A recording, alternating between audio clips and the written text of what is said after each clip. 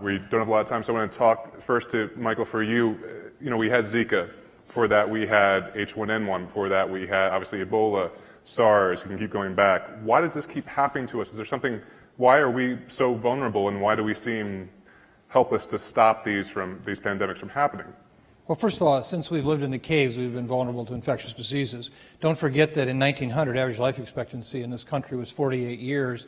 Today, it's 78 years. For every 3 days we've lived, we've gained a day of life expectancy. It was largely because we were able to eliminate infectious diseases, particularly of childhood, through the use of sanitation, vaccines, and antibiotics.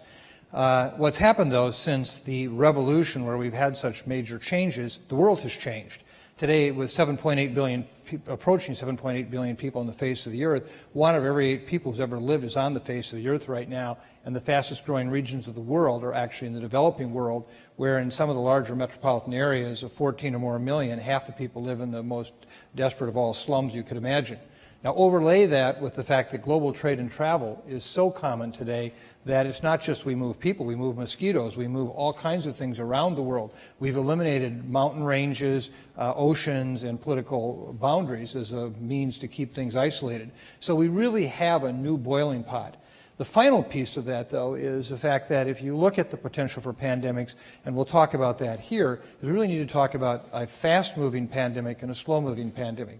Fast-moving would be, for example, influenza. But we also have a very desperate need right now to understand that antibiotic resistance is a slow-moving pandemic that over the next 20 years could fundamentally rewrite the way all of us in the modern world live with regard to infectious diseases.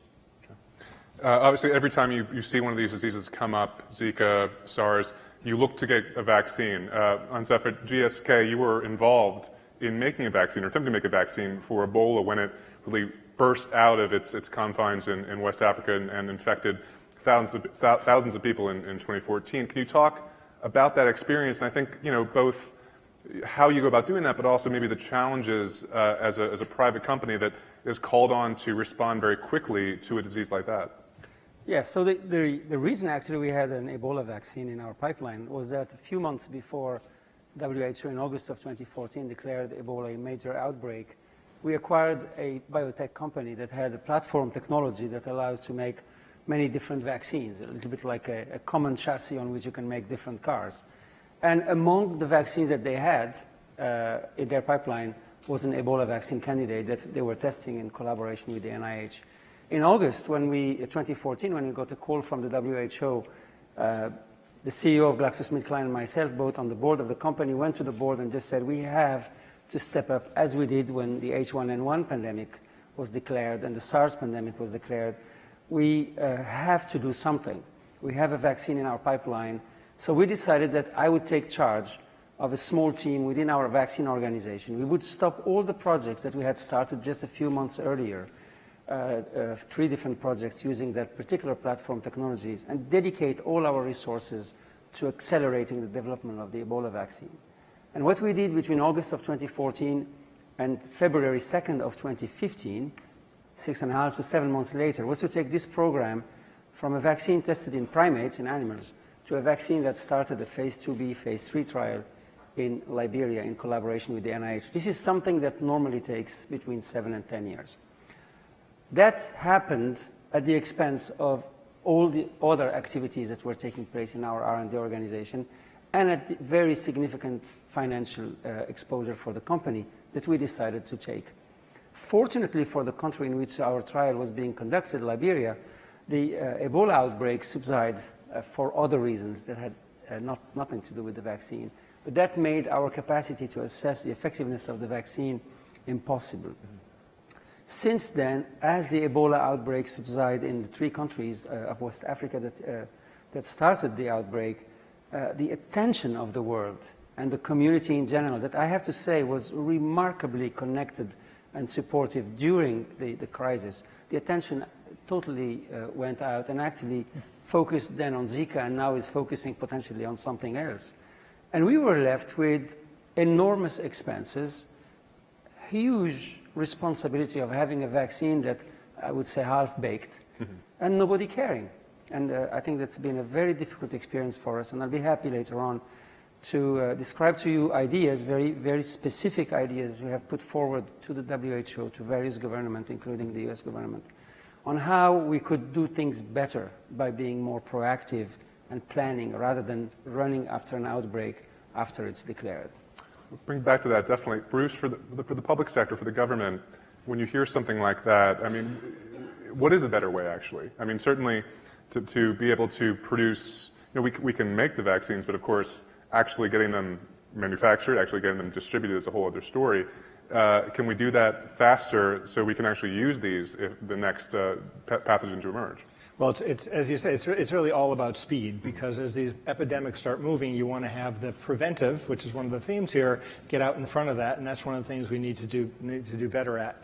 Clearly, as Moncef said, this is an all hands on deck opportunity or all hands on deck need, and we need all these partners. We need to have the companies, we need to have the regulators, we need to have the countries as well as part of this, and we can talk some more about some of these models, but clearly it's going to require a different model because the one we have now is not working. Michael, is it a technological challenge that we're facing here? Is it a policy challenge? Is it a mix of both? Yes, yes, and yes. I think the key message here is we don't anticipate the future. And I understand the focus of this conference is all really about many of the diseases that are much later in life, and they should be. That's where mortality is. But remember, everybody in this room is going to die, every one of you. And public health's job is to basically not eliminate death, but to change deaths from those of early in life where we shouldn't be dying to those later in life and hopefully after a sound mind and body kind of experience. What we're talking about here is fundamentally reordering that with the world. I mean, take Ebola, and I think Moncef really raises a very important point. Right now, when we looked at what happened with Ebola in 2014, this was basically a disease of rural jungles, villages of Africa, where it had very little impact, even if it spread through the entire village because it was several hundred people. What happened to Africa? Africa has been urbanized. Today, the fastest growing cities in the world are in sub-Saharan Africa. There were more people living in the slums of Kinshasa right now than lived in all three of the capital cities where the outbreak occurred.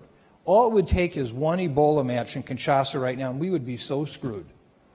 And yet, as he said, the vaccine has almost fallen completely right now on deaf political, economic years, and we have to change that. We just go from crisis to crisis. We can anticipate these. We should anticipate these. We could have anticipated Zika in a much better way, and we're not. And that's what we have to change, because otherwise we will see some potentially very major global issues over the next decade. So, Monza, how can we do it better? I mean, when we see the next, it's going to be Zika right now, it might be something else in a year's time. Both working with the public sector, from your perspective, how do we respond quicker, but also, I think, maybe not let things fall off the agenda the way they sometimes had in the past? Yes, so we gave this quite a lot of thought, and I would just start by saying, last time I took a car insurance, I didn't take it while I was having an accident, right? I usually take it before. And it's the same principle. What we're proposing is to say, for a company like GSK, but others have also stepped up, but not everyone, but others have done too, is to say, we as private enterprises hold technologies, know-how, capabilities that have the capacity to save the world. We can't only use them on the purpose of making a return to shareholders. That's what we do on a daily basis, but there are instances where there is a bigger picture. Now, the issue is when we are reactive, we have to stop what we do to sustain ourselves, returning to our shareholders, in order to help save the world, whether it's antibiotic resistance or vaccines against pandemics.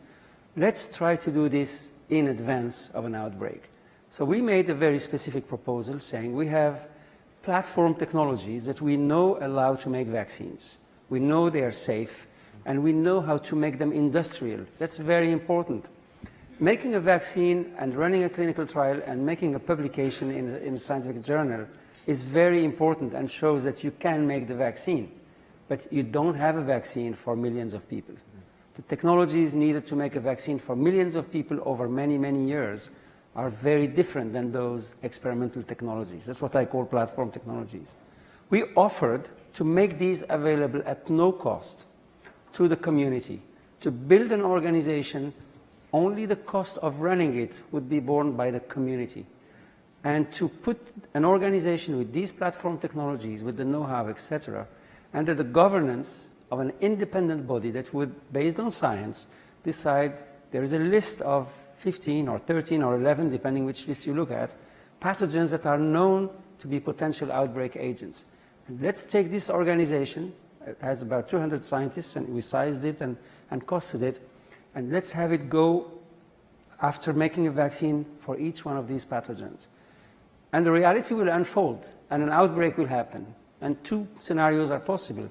Either we are lucky and we made the vaccine already, in which case we can immediately deploy it, or we were not lucky, we didn't make a vaccine, but here we have an organization, has no opportunity cost, it can instantly be fully dedicated with platform technologies that are validated to make as fast as possible a vaccine against a new outbreak.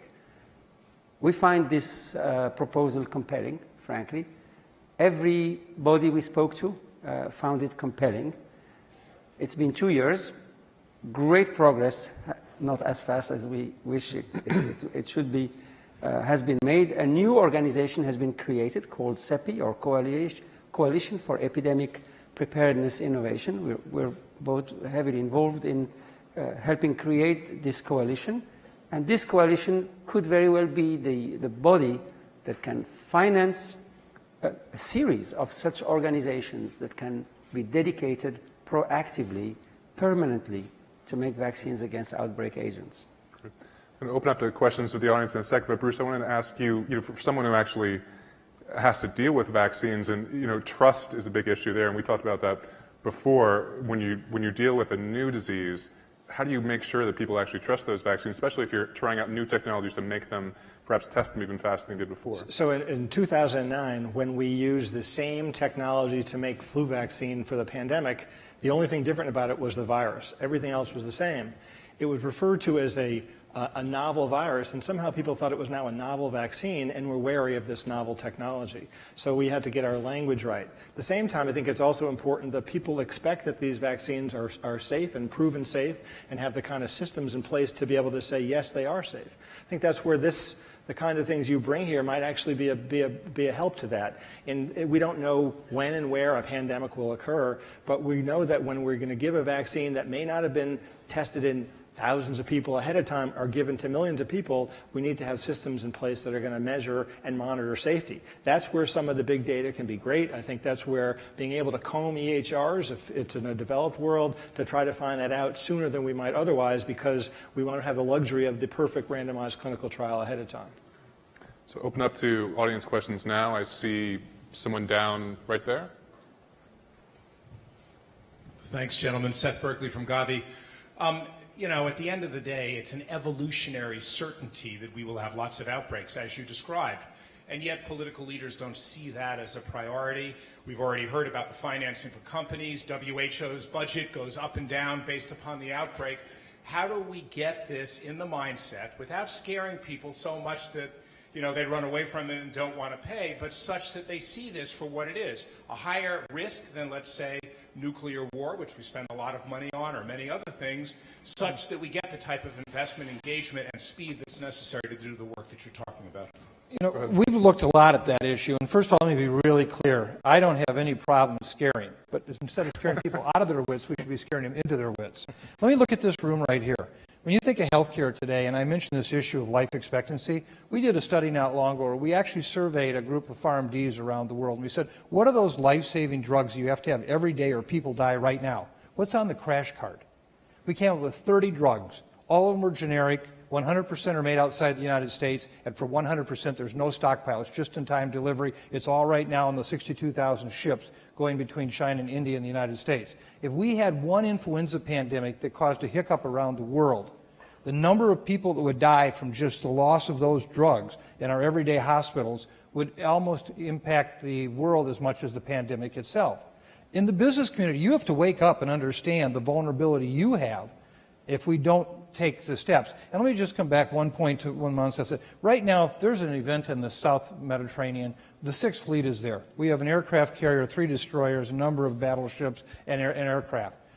Today in public health, if we have an event like that, we go out and say, let's put a call out for building an aircraft carrier. And by the way, build it, we're not going to tell you what to build, and then when you deliver it, we'll tell you if we're going to buy it or not and how much we're going to pay for it.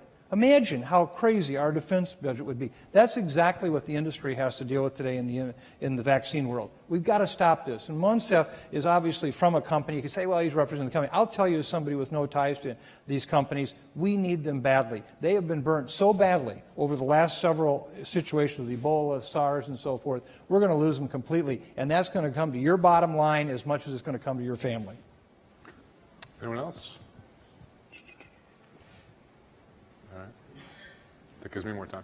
So I want to ask, we have Zika coming out right now, for any of you really, but is there an area out there, potentially emerging pathogen that's not really on anyone's radar that we should be worried about, whether it's a disease or where one could come up, anything like that, that if we try to actually get ahead of these, maybe actually see them before they actually start killing people and infecting people? Well, Mike brought up, I think, the one that's the slow burn, which is antibiotic resistance.